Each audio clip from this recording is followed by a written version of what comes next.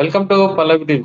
So overall ఈ రోజు మార్కెట్లు చూసుకుంటే ఈ రోజు నెగిటివ్ లోనే క్లోజ్ అవడం జరిగింది. ముఖ్యంగా అంటే ఓడల యొక్క నిర్బంధం అనేది కంటిన్యూ అవుతుందనేసి ట్రంప్ వ్యాఖ్యానించడం అయితే మనం చూడొచ్చు.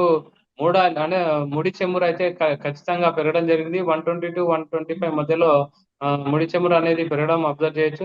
సో ఓవరాల్ గా డాలర్ కూడా స్ట్రాంగ్ అవడం అండ్ రూపీ వీక్ అవడం అనేది మనం అబ్జర్వ్ చేయొచ్చు. సో ఈ రోజు కూడా మార్కెట్లు అయితే నెగిటివ్ లోనే క్లోజ్ అవడం జరిగింది. 24,000 మార్క్ దిగువన అయితే మార్కెట్ క్లోజ్ అయింది అబ్జర్వ్ చేయొచ్చు. సో వాట్ నెక్స్ట్ ఓవరాల్ గా రేపు మార్కెట్ ఎలా ఉంటుంది? సో రేపు మార్కెట్ ఉంటుందా లేదా ఒకసారి కనుక్కుందాం. సో ఓవరాల్ గా మార్కెట్ అంటే మళ్ళీ మండే రోజు మార్కెట్ ఓపెన్ అవుతుంది. మార్కెట్ ఏ విధంగా ఉంటుంది? గోల్డ్ అండ్ సిల్వర్ ట్రెండ్స్ ఏ విధంగా ఉంటాయి? మనతో మాట్లాడడానికి సీనియర్ స్టాక్ మార్కెట్ అనలిస్ట్ జీవి సత్యనారాయణ గారు ఉన్నారు. Sir good evening. Good evening. Sir overall గా ఏం చెప్తారు? మార్కెట్ ప్రజెంట్ ఈ రోజు అయితే నెగిటివ్ క్లోజ్ అవ్వడం జరిగింది. సో మెయిన్ ఇంపాక్ట్ అంటే ఆ, అంటే మిడిల్ ఈస్ట్ లో యుద్ధ ప్రభావం అనుకోవచ్చా? అవును, అదే ప్రభావము. ఏదైతే ఈ ఇరాన్ అమెరికా ఆ పోర్టులు ఏవైతే ఉన్నాయో హార్మజ్ జలసంధిని వాళ్ళ దిగ్బంధంలో తీసుకోవడం జరిగింది కాబట్టి అది కంటిన్యూ అవుతుందని ట్రంప్ అనటం, దాంతో ఒక్కసారిగా ఈ క్రూడ్ ఆయిల్ పెరగడంతో భారీగా పెరిగినాయి, ఆల్ టైమ్ హైలోకి రావడం జరిగింది. దాంతో మన రూపాయి ఏదైతే ఉందో ఆల్ టైమ్ లోకి రావడం జరిగింది. మన యొక్క మార్కెట్ క్యాపిటలైజేషన్ 5 లక్షల కోట్లు ఆ అంటే ఇవాళ తగ్గిపోయింది అనమాట మార్కెట్ క్యాపిటలైజేషన్. ఇక తర్వాత ఫెడరల్ రిజర్వ్ నిన్న వడ్డీ రేట్లు అనౌన్స్ చేయడం జరిగింది. రాత్రి న్యూట్రలే అనమాట, అంటే తగ్గించింది ఏం లేదు. ఇన్ఫ్లేషన్ బాగా పెరిగింది కాబట్టి, పెరుగుతుంది కాబట్టి ఇప్పట్లో తగ్గించే అవకాశం లేదు అని రాత్రి న్యూట్రల్ గానే ఉంచడం జరిగింది. దాంతో మన రూపాయి ఆల్ టైమ్ లోకి రావడం జరిగింది. వరల్డ్ మార్కెట్లు అన్ని ఫాలో అవడం జరిగింది. ఎఫ్ఐఎల్ కంటిన్యూగా అమ్ముతాం మొదలుపెట్టిరు, అంటే కంటిన్యూ జరుగుతూనే ఉంది. ఇండియా విక్స్ అది పెరగడం జరిగింది. దాంతో బాండ్ ఈల్డ్స్ అమెరికా అవి పెరగడం జరిగింది. ఇప్పుడు ఏదైతే 2022 ఉన్నటువంటి ధరలు ఏవైతే హై ఉన్నాయో క్రూడ్ ఆయిల్ ధరలు, మళ్ళీ ఇప్పుడు అటువంటి సమస్య మనం ఎదుర్కోవడం జరుగుతుంది మన దేశం. అంటే ప్రపంచ దేశాలన్నీ కూడా ఆర్థిక మాంద్యంలోకి వెళ్ళిపోతాయి అనేది, ప్రపంచ దేశాల్లో ఏవైతే ఉన్నాయో అవన్నీ కూడా వాళ్ళ యొక్క దేశపు కరెన్సీ ఏవైతే ఉన్నాయో అవన్నీ ఆల్ టైమ్ లోకి, మనమే 95 రూపాయలు దాటిపోయింది ఇవాళ. ఇంకా మిగిలిన దేశాలు కూడా, చిన్న చిన్న దేశాలన్నీ కూడా ఆల్ టైమ్ లోకి వెళ్ళిపోతున్నాయి అనమాట. ఇది ఇవన్నీ అయితే మనకి రేపు మహారాష్ట్ర డే ఉంది, మనకి మార్కెట్లు సెలవు ఉన్నాయి రేపు. మళ్ళీ ఎల్లుండి ఏదైతే సాటర్డే సండే ఉన్నాయో అవి కూడా మనకి ఆ సెలవులు అనమాట, అంటే వీకెండ్. మళ్ళీ మండేకి వచ్చేటప్పటికి ఈ ఎగ్జిట్ పోల్ నిన్న ఏదైతే 5 రాష్ట్రాలు ఉన్నాయో ఎగ్జిట్ పోల్ రావడం జరిగింది. కానీ అంతగా ఏంటిది అనేది మండే రోజే రియల్ రిజల్ట్స్ వస్తాయి. ఆ రిజల్ట్స్ ని బట్టే మనము చూడవలసింది ఉంటుంది. అంటే మండే మార్నింగ్ ఏం జరుగుతుంది ఈ సార్ మూడు ప్రజెంట్ రోజులు. చూస్తే అంటే ప్రజెంట్ చూస్తే ట్రంప్ అయితే ఏ విధంగా తగ్గడం లేదు. మిడిల్ ఈస్ట్ లో నిర్బంధం అనేది కొనసాగిస్తాం. హార్మజ్ జలసంధి వద్ద ఓడరేవులు అటు ఇటు రాకపోకలు అయితే ఆఫ్ చేస్తామని చెప్తున్నారు. సో ప్రజెంట్ ఏం సార్ సిచ్యువేషన్? స్టాక్ మార్కెట్ ఏ అదే విధంగా వెళ్ళే అవకాశం ఉంది? ఇప్పుడు 3 రోజులు ఏవైతే సెలవులు ఉన్నాయో మనకి ఈ 3 రోజుల్లో తెలిసేదాన్ని బట్టి మండే మార్కెట్లు ఒకటి. మళ్ళీ మండే మార్కెట్లో ఏం జరుగుతుంది, ఈ రియల్ రిజల్ట్స్ వస్తాయి, ఏది 5 రాష్ట్రాలే, దాన్ని బట్టి ఒకటి. మళ్ళీ రిజల్ట్స్ వచ్చిన తర్వాత ఇప్పుడు పెట్రోల్ డీజిల్ ఇప్పుడు $70 ఉన్నప్పుడు ధరలు ఇవి, ఏది ఇప్పుడు మనకి మార్కెట్లో ఉన్న పెట్రోల్ డీజిల్ ధరలు $70, $72 ఉన్నది. ఇప్పుడు $120 అయినప్పుడు మరి పెట్రోల్ డీజిల్ పెంచుతారు అనేది మార్కెట్లో ఒక అపోహ ఉంది. అందుకనే పెట్రోల్ బంకుల దగ్గర బాగా క్యూలు కట్టడం జరిగింది షార్టేజ్ తోటి. అంటే సప్లై లేదని. సప్లై ఉన్నా కానీ ఒక్కొక్కరు 1 లీటర్ 2 లీటర్లు ₹100 కొట్టించుకునే బదులు ఇప్పుడు ట్యాంక్ ఫుల్ చేయించుకుంటారు, కార్లు అనుకోండి మోటార్ సైకిల్ అనుకోండి. అంటే ఆర్టిఫిషియల్ గా మనంతట మనమే కొరతని సృష్టించుకుంటున్నట్టు. అయితే మరి $70 $120 అయినప్పుడు పెంచకుండా కనుక ఉన్నదనుకోండి గవర్నమెంట్, ఆటోమేటిక్ గా HPCL BPCL Indian oil public sector యూనిట్లు ఏవైతే ఉన్నాయో అవి లాస్ లోకి వెళ్ళిపోతాయి. అవి లాస్ లోకి వెళ్ళిపోయినా అప్పుడైనా సెంట్రల్ గవర్నమెంటే పే చేయాలి వాళ్ళకి ఆ లాస్ ని కూడా. అందుకని పెంచే అవకాశం ఉండొచ్చు అనేది. ఇకపోతే ఎంసీఎక్స్ ఏదైతే ఉందో మల్టీ కమోడిటీస్ ఎక్స్చేంజ్, రేపు వర్కింగ్ డే ఈవినింగ్ 5 తర్వాత అనమాట. మహారాష్ట్ర డే మనకి మామూలు మార్కెట్లు హాలిడే. ఈ రోజు కూడా గోల్డ్ ట్రెండ్స్, గోల్డ్ అయితే మళ్ళీ మూమెంటం ఎట్లా ఉంది సార్ ఈ రోజు? కూడా చెప్తా ఇప్పుడు. అయితే ఇప్పుడు మనకి ఏదైతే ఉన్నాయో మామూలు 3:30 దాకా మన మార్కెట్లు ఉంటాయి, అవి సెలవు ఉంటాయి. మళ్ళీ ఈవినింగ్ 5 తర్వాత మళ్ళీ ఓపెన్ అవుతాయి, ఏది ఎంసెక్స్ వరకు గోల్డ్ సిల్వర్. అయితే జనరల్ గా ఏం జరుగుద్ది అంటే ఎప్పుడైనా కానీ బ్రెంట్ ఆయిల్ ఈ ఏదైతే పెరుగుద్దో గోల్డ్ సిల్వర్ ఫాల్ కావాలి. కాదు, ఇవాళ జరిగింది ఏంటిది, బ్రెంట్ ఆయిల్ పెరిగితే కూడా గోల్డ్ సిల్వర్ పాజిటివ్ లో ఉంది. ఎందుకు పాజిటివ్ లో ఉంది అంటే అది ఎక్స్పైరీ డేట్ ఉంది. ఆ ఎక్స్పైరీ డేట్ కి అడ్జస్ట్మెంట్స్ ఉంటాయి. ఎప్పుడైనా కానీ ఎక్స్పైరీ దగ్గరకు వచ్చినప్పుడు ఆ లాస్ట్ ఏదైతే ఉంటుందో అప్పుడు అడ్జస్ట్మెంట్ ఉంటుంది అనమాట. దాంతో అంటే షార్ట్ కవరింగ్లు ఉంటాయి, ప్రాఫిట్ బుకింగ్లు ఉంటాయి. ఇప్పుడు షార్ట్ కవరింగ్ లోకి వచ్చింది అనమాట. అందుకని మన ఏదైతే గోల్డ్ సిల్వర్ ఉందో పెరగడం జరిగింది. అది ఇంకా పెరిగే అంటే ఇక ఎక్స్పైరీ అయిపోయింది అనుకోండి, మండే తర్వాత మళ్ళీ ఇంకేం ఉండదు, మామూలు మంత్లీ డైలీ నడుస్తుంది. అప్పుడు ఇప్పుడు 5,500 దాకా పెరిగింది ఏది మన సిల్వరు. ఇది 2,600 వరకు పెరిగింది ఏది గోల్డ్. మళ్ళీ మండే తర్వాత మామూలు అయిపోద్ది, ఏది బ్రెంట్ ఆయిల్ పెరిగిందా ఇవి తగ్గుతాయి, బ్రెంట్ ఆయిల్ తగ్గిందా గోల్డ్ సిల్వర్ పెరుగుతాయి. ఎందుకంటే ఇప్పటి వరకు బాగా బాటంకి వచ్చింది కాబట్టి ఒకటో సపోర్ట్ తీసుకోవడం జరిగింది, ఒకటో షార్ట్ కవరింగ్, మూడోదో ఎక్స్పైరీ డేట్లు. ఇవన్నిటితోటి ఇవాళ గోల్డ్ పాజిటివ్ లోనే ఉంది, సిల్వర్ కూడా పాజిటివ్ లోనే ఉంది. మళ్ళీ మండే చూడాలి. మళ్ళీ మండే అక్కర్లే, రేపు ఈవినింగ్ కి మనం మళ్ళీ ఎంసెక్స్ ఉంది, అది 5 o'clock ఉంటుంది, అది ఫ్రైడే రోజుది. కాకపోతే మనకి మామూలు మేడే మహారాష్ట్ర డే కాబట్టి ఈక్విటీ మార్కెట్లు హాలిడే ఉన్నా కానీ రేపు సాయంత్రం 5 గంటలకి ఏది ఎంసెక్స్ ఓపెన్ అవుతుంది, 5 నుంచి మళ్ళీ 11:30 దాకా ఉంటుంది. కానీ ఈ ట్రంప్ ఏదైతే నిర్ణయాలు అంటే ఈ రేపు 5 గంటల వరకు ఏం జరుగుద్ది, బ్రెంట్ ఆయిల్ మీద బేస్ అవుతుంది. మళ్ళీ బ్రెంట్ ఆయిల్ ఇంకా పెరుగుద్దా లేకపోతే తగ్గుద్దా, న్యూట్రల్ ఉంటుందా అనేది రేపు సాయంత్రం మన మార్కెట్ల మీద ఎఫెక్ట్ పడుతుంది, ఇది కమోడిటీస్ మార్కెట్ మీద. ఇక వరల్డ్ మార్కెట్లు వచ్చేటప్పటికి ఇప్పుడు ఇరాన్ వాళ్ళు కూడా రెడీగానే ఉన్నారు. ఒకవేళ మేము కూడా మీకు సర్ప్రైజ్ అంటే ఏంది, మేము కూడా ధీటుగానే సమాధానం ఇస్తాము, ఏం చేస్తాం అనేది చెప్పలేదు, మేము కూడా రెడీగా ఉన్నామన్నారు. ఇప్పుడు అమెరికా వాళ్ళు ఏంటిది, ఇప్పుడు ఈ అక్కడ నౌకలు బ్లాక్ అయిపోయినాయి, అంటే అక్కడ హోల్డ్ అయిపోయి ఆ హర్ముజ్ జల్సంద్ అంతా కూడా నిండిపోయింది అన్నట్టు. అంటే ఇరాన్ లో ఇప్పుడు అమెరికా వాళ్ళ ఉద్దేశం ఏంటంటే ఇరాన్ లో ఏదైతే ఉత్పత్తి జరుగుతుందో క్రూడ్ ఆయిల్, అది బయటికి పోవడానికి కానీ నిల్వ చేయడానికి కానీ అక్కడ వసతులు లేవు, ఇక సదుపాయాలు లేవు, ఉన్నంత వరకు ఉండిపోయినాయి. కాబట్టి ఎట్టి పరిస్థితుల్లో ఇరాన్ వాళ్ళు చర్చలకు రావాల్సిందే ఆటోమేటిక్ అనేది. అయితే ఇప్పుడు ఇరాన్ వాళ్ళు ఏమంటారు, అణ్వాయుధాల మీద ఇప్పుడు లేదు, రెండోది అమెరికా దిగ్బంధనం నుంచి హర్ముజ్ జల్సంది వదిలేయాలి, మా ఆధీనంలో ఉండాలి, ఇవి అయ్యేటట్లేదు. కాబట్టి యుద్ధం మరి ఎక్కడ కొనసాగుద్ది, ఏం సాగుతుంది అనే దాంతో ఇవాళ బాగా పెరగడం జరిగింది కూడా బ్రెంట్ ఆయిల్.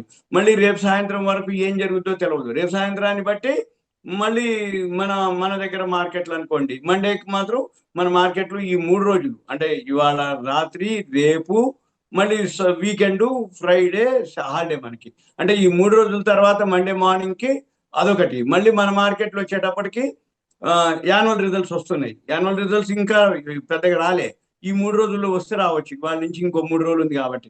కానీ ఈ మే 15 వరకు మాత్రం మొత్తం వస్తాయి, ఎక్కువ శాతం అయితే వస్తాయి. కానీ ఇప్పటికి ఇంకేమి రాలే, ఇంకా చాలా 46,000-47,000 కంపెనీలు రావాలి రిజల్ట్స్.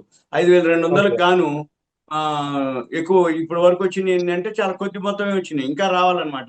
అవన్నీ కనుక వచ్చినట్టయితే ఆటోమేటిక్ గా మనకి అంటే వాల్యూ ఉన్న స్టాక్స్ తెలుస్తాయి అన్నట్టు. ఆ వాల్యూ ఉన్న స్టాక్స్ మనం చూసుకోవచ్చు. అంటే ఉదాహరణకి ఇప్పుడు 5,035కు 300 వచ్చినాయి అంటే సుమారు 4,700 కంపెనీలు రావాలి. ఇవన్నీ మే 15 వరకు వస్తాయి. ఇప్పుడు మండే వరకు ఎన్ని వస్తే ఆ యాన్యువల్ రిజల్ట్స్ ని బట్టి ఆ కంపెనీలు ఇండివిజువల్ గా పాజిటివ్ లోనే ఉండే అవకాశాలు ఉంటాయి అన్నమాట.